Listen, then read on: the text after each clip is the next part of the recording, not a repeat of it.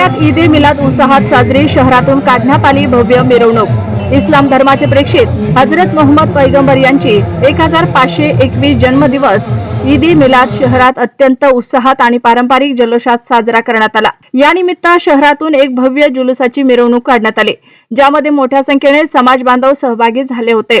शहरात उत्साहाचे वातावरण। ईद ए मिलादच्या पार्श्वभूमीवर शहरातील मुस्लिम बहुल भागांमध्ये आकर्षक रोषणाई आणि सजावट करण्यात आली होती। घरे, दुकाने आणि परिसर सुंदररित्या सजवल्यामुळे संपूर्ण मोहल्ल्याचे स्वरूपच पालटून गेले होते।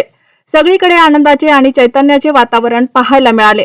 इंदिरानगर येथून सुरू झालेला हा भव्य जुलूस संगम चौक येथे आल्यावर जुन्या गावातला जुलूस तसेच रायली मधला जुलूस हे तिन्ही जुलूस जयस्तंभ चौक आणि जामा मस्जिद मार्गे सराफ लाईनवरून ईदगाह मैदान असा काढण्यात आला।